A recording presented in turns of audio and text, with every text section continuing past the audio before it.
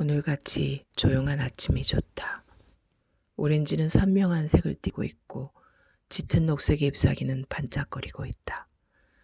활짝 핀 오렌지꽃 향기가 온 공기에 강하게 배어있다. 여름의 열기가 강해지기 전에 수확해야 하는 오렌지도 보인다. 지금은 녹색 잎이 활짝 펴있고 한 나무의 꽃과 오렌지가 함께 열려있다.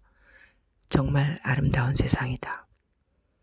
하지만 무관심한 사람들은 지구와 강, 만과 그리고 신선한 물로 가득 찬 호수를 망가뜨린다. 이런 모든 곳을 잠시 뒤로 한 채 좁은 길을 따라 몇 주 후면 말라버릴 작은 시냇물을 향해 언덕을 올라간다. 당신과 친구는 길을 따라 올라가며 이따금 이야기를 주고받고 녹색의 다양한 빛깔을 감상한다. 옅은 녹색에서부터 담녹색에 이르기까지 좀 더 연하고 푸른 빛을 띤 녹색에서 더 진하고 감미로우며 풍부함이 넘치는 녹색에 이르기까지 정말 다양한 종류의 녹색이 있다.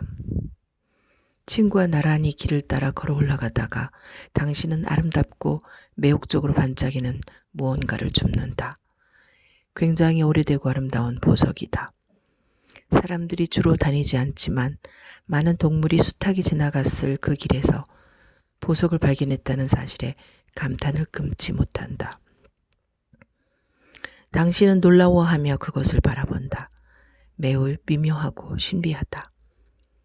보석 세공사의 손에 의해 만들어졌으니 만무하다.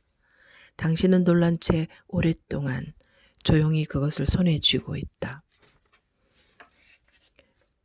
그러고는 아주 소중히 주머니 속에 넣고 단추를 잠근다. 혹시라도 잃어버릴까봐. 그것의 반짝이고 빛나는 아름다움을 잃어버릴까봐 두렵다.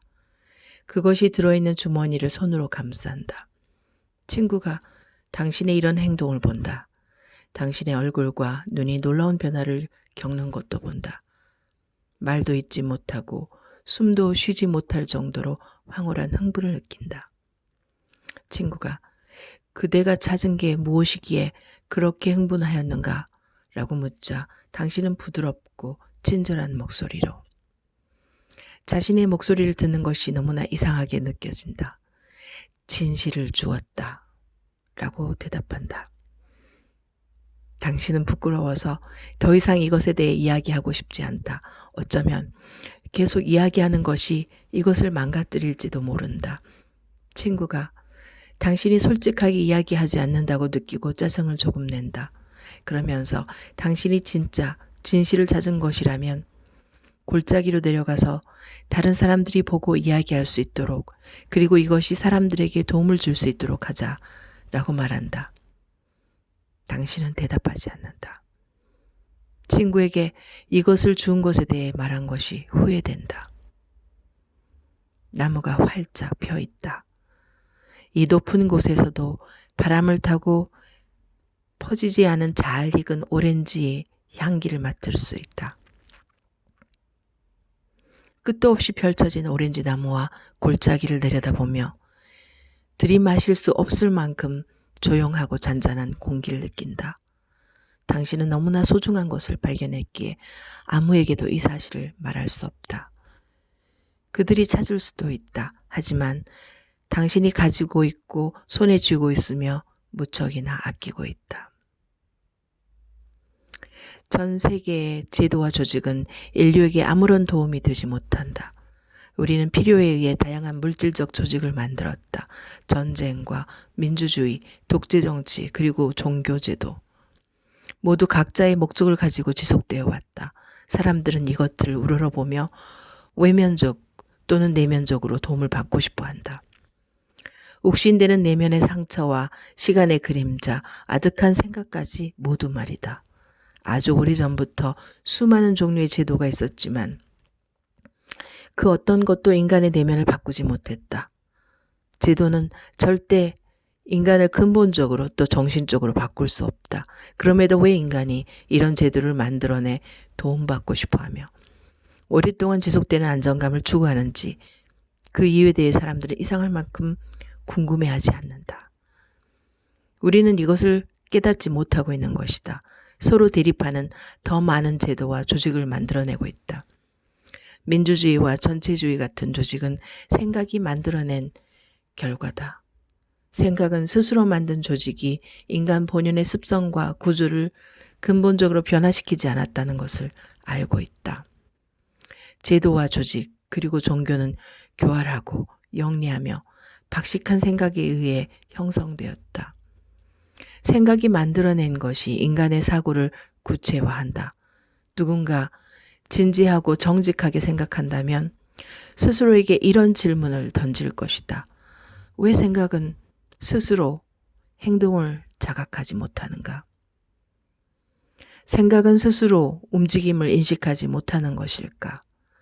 생각이 스스로를 바라보고 무슨 일을 하고 있는지 내면적, 외면적으로 이해하는 것이 가능할까? 내면과 외면이라는 것은 사실 존재하지 않는다. 내면이 곧 외면을 생성하고 외면이 내면을 구체화시킨다. 이런 행동과 반응의 밀물과 썰물이 생각의 움직임이고 생각은 늘 외면의 것을 극복하려 노력한다. 실제로 성과를 거두며 수많은 문제의 원인을 제공하기도 한다. 하나의 문제를 해결하다 보면 다른 문제가 발생한다. 생각 역시 내면을 구체화하고 외면의 요구에 따라 기준을 나눈다. 이 끊임없는 과정이 사회와 추악함, 잔인함, 부도덕과 폭력을 만든다. 그리고 내면은 이러한 창작 과정의 일부이기 때문에 그 결과물의 노예가 된다. 외면이 내면을 구체화하고 내면이 외면을 구체화한다. 이 과정은 이미 수천 년 동안 지속되었다. 생각은 스스로 무슨 일을 하고 있는지 깨닫지 못하고 있다. 생각이 스스로 인식할 수 있을까?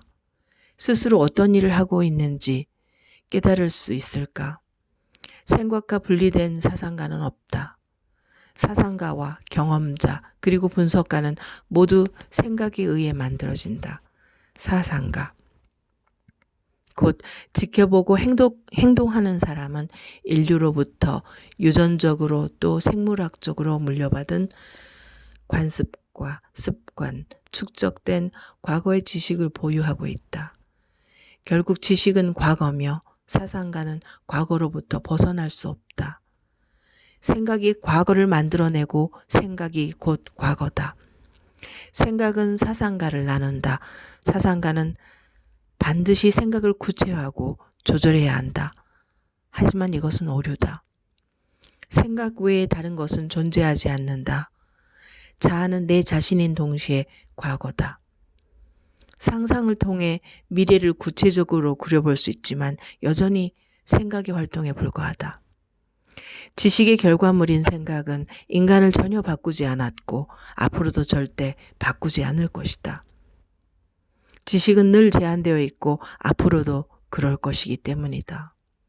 행동과 반응, 감각적인 응답, 관능, 두려움, 염원, 기쁨의 추구, 외로움의 고통, 전쟁과 무책임함, 냉소적인 이기주의와 같은 우리의 의식을 형성한 생각이 스스로 파악하는 것이 가능할까? 이 모든 것이 생각의 활동이며 이 생각은 무한함과 그 속에서 죽지 않고 사는 신을 만들었다. 이 모든 것이 생각과 시간과